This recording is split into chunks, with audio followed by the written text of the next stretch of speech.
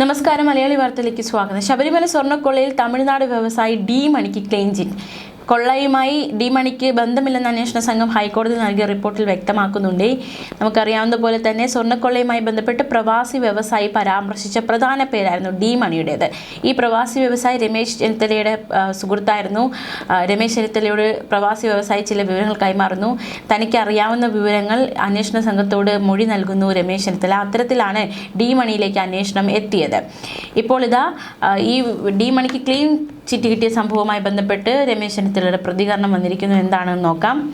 ഈ clean chit, അതായത് D മണിക്ക് ഇതിൽ പങ്കില്ല എന്ന നീക്കത്തിന്മേൽ അല്ലെങ്കിൽ അതിന്മേൽ രമേശ് ചെന്നിത്തല പ്രതികരിച്ചിരിക്കുന്നത് ശബരിമലയിൽ നിന്ന് കൊണ്ടുപോയ സ്വർണം എവിടെയെന്നാണ് രമേശ് ചെന്നിത്തലയുടെ ചോദ്യം. SIT മറുപടി പറയണമെന്നും ഈ ഒരു കാര്യത്തിൽ എപ്പോഴും തുടരെ ചോദിക്കുന്ന ഒരു കാര്യമാണ് ശബരിമലയിൽ നിന്ന് കൊണ്ടുപോയ സ്വർണം എവിടെയെന്ന്. അതിന് SIT മറുപടി പറയണമെന്ന് രമേശ് ചെന്നിത്തല പ്രതികരിച്ചു. തൻ്റെ സുഹൃത്തായ പ്രവാസി വ്യവസായി തന്നോട് പറഞ്ഞ കാര്യങ്ങൾ അപ്പോഴും താൻ പറഞ്ഞിരുന്നു, തെളിവുകളൊന്നുമില്ല. തന്നോട് പറഞ്ഞ കാര്യങ്ങൾ താൻ അന്വേഷണ സംഘത്തോട് പറഞ്ഞു എന്ന് മാത്രമേ ഉള്ളൂ. നേരത്തെ പറഞ്ഞ കാര്യങ്ങളിൽ വ്യവസായി ഉറച്ചു നിൽക്കുകയാണ് എന്നും ഈ ക്ലീൻ ചിറ്റ് കിട്ടിയ ശേഷവും താൻ വ്യവസായിയോട് സംസാരിച്ചു. പക്ഷേ താൻ പറഞ്ഞ കാര്യങ്ങളിൽ നിന്ന് അദ്ദേഹം അല്പം പോലും മാറുന്നില്ല. താൻ പറഞ്ഞ കാര്യങ്ങൾ ഉറച്ചു നിൽക്കുകയാണ് എന്നാണ് രമേശ് ചെന്നിത്തല വെളിപ്പെടുത്തിയിരിക്കുന്നത്. തന്നോട് പറഞ്ഞ കാര്യങ്ങൾ താൻ പറഞ്ഞു എന്നതിൽ കവിഞ്ഞ് തനിക്ക് അതിനെപ്പറ്റി യാതൊന്നും അറിയില്ല.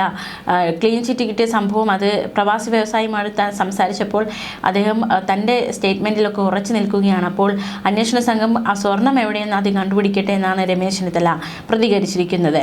ശബരിമലയിലെ പഞ്ചലോഹ വിഗ്രഹങ്ങൾ കടത്തിയെന്നതായിരുന്നു ഡി മണിക്ക് നേരെയുണ്ടായ ആരോപണം. ഡിണ്ടിഗലിൽ ഇയാളുടെ ഓഫീസിലെത്തിയാണ് അന്വേഷണ സംഘം മൊഴിയെടുത്തത്. പിന്നാലെ ചോദ്യം ചെയ്യലിനായി ഇയാളെ തിരുവനന്തപുരത്തേക്ക് വിളിപ്പിച്ചിരുന്നു. താൻ നിരപരാധിയാണ് എന്നായിരുന്നു തുടക്കം മുതൽക്കേ ഡി മണി പറഞ്ഞിരുന്നത്. SITയോട് എല്ലാം പറഞ്ഞു, ഫോൺ ഉൾപ്പെടെ പരിശോധിച്ചു.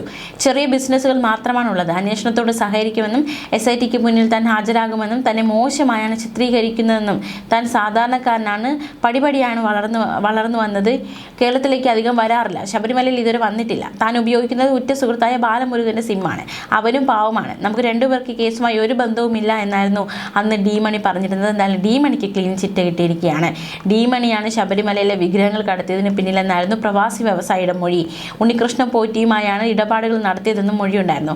ഡി മണിയും പോറ്റിയും തമ്മിൽ സ്വർണ്ണ ഉരുപ്പടികളുടെ ഇടപാട് നടന്നു. അത് ശബരിമലയിലെ സ്വർണ്ണ ഉരുപ്പടികളാണെന്നും വ്യവസായി മൊഴി നൽകിയിരുന്നു. ഇടപാടിനായി ആദ്യം സമീപിച്ചത് തന്നെയാണ്. എന്നാൽ വിലപേശലിലെ തർക്കം കാരണം താൻ പിന്മാറി. ഇവ വിദേശത്തേക്ക് കടത്തിയെന്ന സംശയം ഉണ്ടായിരുന്നുവെന്നും വ്യവസായി മൊഴി നൽകിയിരുന്നു.